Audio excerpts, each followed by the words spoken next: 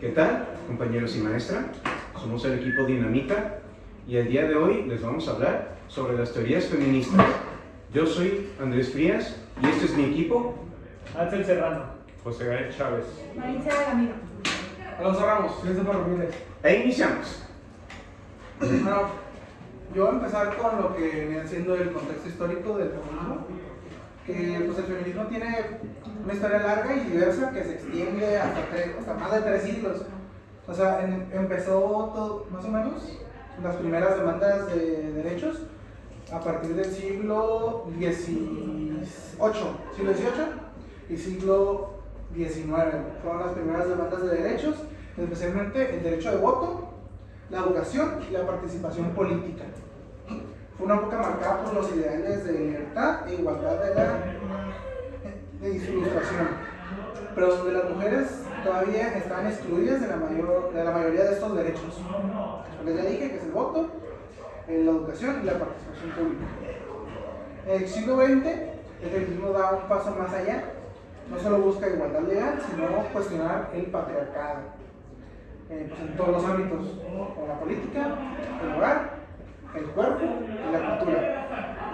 Aquí fue donde nacieron las diferentes corrientes, lo que es el feminismo, el liberal, el marxista, el radical y diversos más, que buscan entender y transformar la raíz de la desigualdad. Hacia finales del siglo XX, más o menos, y hasta la actualidad, el movimiento se vuelve más diverso e inclusivo. Surgen nuevas perspectivas, como el feminismo queer, el postcolonial, interseccional y ecofeminismo, que critica no solo el nacionalismo, no solo el machismo, sino también el racismo, capitalismo y colonialismo. Estas corrientes muestran que no existe una sola forma de ser mujer, ni una sola lucha feminista, sino muchas realidades distintas que se cruzan y se complementan. Bueno, entrando un poco más a algunos tipos de feminismos, yo hablaré sobre el feminismo marxista socialista. Pues esta corriente teórica, más que nada política también, une la crítica con el análisis marxista de la sociedad, ¿no? Y dice que sostiene que la opresión de las mujeres surge únicamente del patriarcado, sino que está profundamente vinculada al sistema capitalista. Pues este se beneficia del trabajo doméstico y de los cuidados que históricamente realizan las mujeres sin remuneración ni algún beneficio dado, ¿no? Estas ideas marxistas vienen de autores posteriores como Karl Marx y Friedrich Engels, el cual planteaban que la subordinación de la mujer surge a partir de la aparición de una propiedad privada, como el hogar, ¿no? Y cuestiona el papel económico y social de las mujeres en el capitalismo industrial, puesto que más que nada pues es beneficioso para la industria debido a que pues las mujeres básicamente protegen o cuidan a todo, pues a cualquier empleador o trabajador del área, pues aumenta su patrimonio económico dentro de esta industria, ¿no? Uno de los aportes más significativos es el trabajo reproductivo de la mujer, que pues más que nada serían las tareas del hogar, la reproducción, el sexo, la crianza y el cuidado de cualquier pues trabajador, o sea, del lado del hombre, ¿no? Y también sería otro el capitalismo patriarcado, que estos son sistemas independientes que necesitan la desigualdad de género, hombre y mujer, para mantener su estructura productiva, puesto, como lo mencioné anteriormente, necesita de la mujer para que ésta cuide al hombre, le dé de comer y regrese al trabajo pues satisfecho y pueda emplear pues todo lo que es básicamente pues el trabajo, la obra o la mano de obra, ¿no? Ya por último sería el objetivo político, que este es más que nada liberarse de una autoridad, estructura o dependencia femenina y transforma las bases económicas, que su objetivo es alcanzar más que nada la igualdad jurídica y formal entre hombre y mujer. Entonces esta es más que nada la teoría feminista del marxismo socialista, ¿no? Bueno, en otra nota yo quisiera hablar y comentar sobre la autora Simone de Beauvoir, que es una de las principales, las que inician en sí el movimiento feminista. O sea, su literatura, su obra contribuye mucho a estas diferentes causas. Entonces, ella principalmente se basa en el existencialismo, que asegura que la existencia precede a la esencia. O sea que en sí las personas construyen su papel, su identidad y pues, las cosas que se supone que hacen o deberían hacer. Bajo esta noción, pues Beauvoir sostiene que la mujer no nace, sino que se hace. Y por lo que destaca aquí mucho pues el papel social de la construcción de lo que es pues la feminidad y la mujer en sí. Entonces ella en su libro El segundo sexo pues en una parte analiza los datos biológicos entre hombres y mujeres respecto a la sexualidad y al embarazo y diferentes nociones que pues voy a comentar un poco, ¿no? Primero, sobre la división de los sexos entre hombres y mujeres, hace un análisis a las especies animales y concluye que no está realmente justificado por qué existen machos y hembras, sino que simplemente existen las diferentes especies y cada uno tiene un sistema de reproducción propio, pero no está realmente justificado por qué necesitar que haya dos sexos diferentes. También filosóficamente pues ve que diferentes autores justifican el significado de la reproducción en sí, pero no por qué tendrían que ser dos sexos diferentes. Entonces esto da pues un poco de igualdad en sí, ¿no? Que no hay ninguna orden de que los dos sexos deban ser diferentes y no se infiere ningún rol específico a ellos. Entonces después pues pasa a analizar las hembras en general de todo el reino animal, y pues aquí muy interesantemente dice que en las formas de vida más primitivas la vida de los organismos está totalmente centrada a la reproducción. O sea, no hay individualidad, viven, se reproducen y ya mueren instantáneamente, por lo que mediante más se avanza en la complejidad o más se van individualizando los organismos, se va... Cállense. Ya la cortamos. Como ya dice, otra cosa que menciona es la hembra en sí en el reino animal.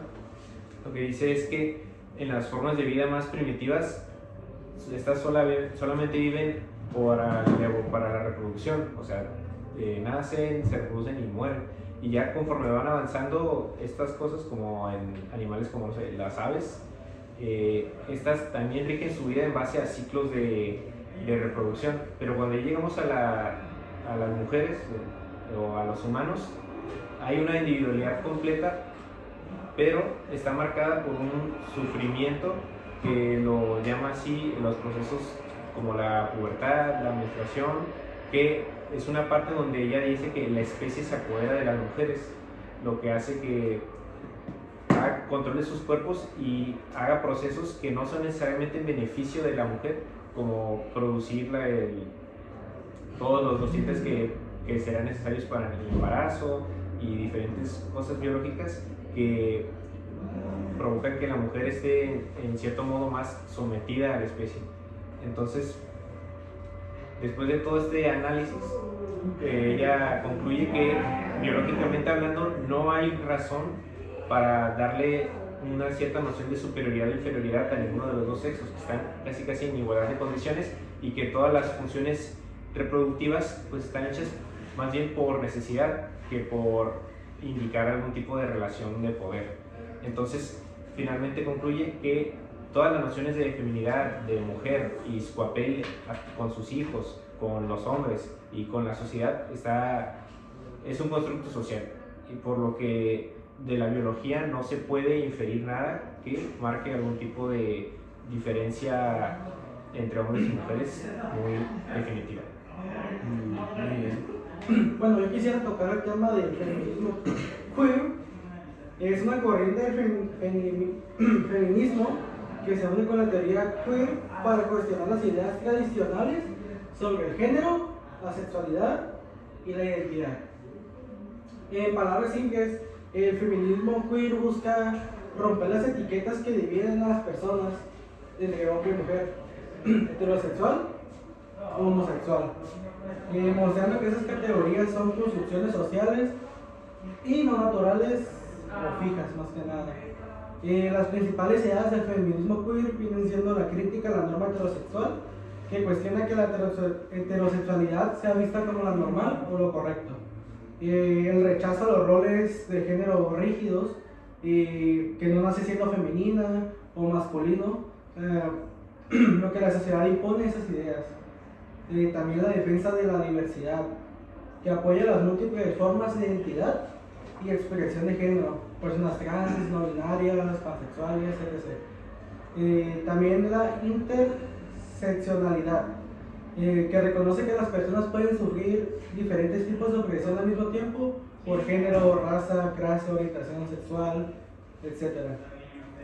Y básicamente, en resumen, el feminismo queer amplía el feminismo tradicional al incluir y defender todas las identidades y orientaciones sexuales, promoviendo una sociedad donde nadie sea discriminado por no encajar en sus géneros establecidos. Ya, eso sería. Bueno, ahora yo les voy a hablar del feminismo radical. El feminismo radical surgió a finales de los años 60, ya que la desigualdad entre los hombres y las mujeres era el conflicto central social, y los logros que se habían logrado años atrás no lograban eliminar la opresión de los hombres hacia las mujeres. Este movimiento tenía como ideologías, las propuestas que llevaba era que las mujeres tuvieran control propio de su cuerpo, pues hablando de la sexualidad o de la reproducción. También hablaban de que las mujeres tuvieran mayor poder económico, social y cultural. Rechazaban la jerarquía y las estructuras que había de dominación entre los hombres y las mujeres. Y por último, criticaba los mecanismos que sostenían la supremacía masculina, que en ese entonces era la estructura principal social de la sociedad. Muy bien. Bueno, finalmente, para concluir, yo les voy a hablar sobre lo que es el feminismo. El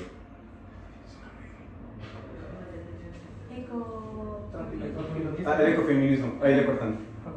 Bueno, finalmente yo les voy a hablar sobre lo que es el ecofeminismo, la cual es una corriente del feminismo, la cual relaciona, como había dicho mi compañera anteriormente, lo que es la opresión a las mujeres, pues en general, ¿no?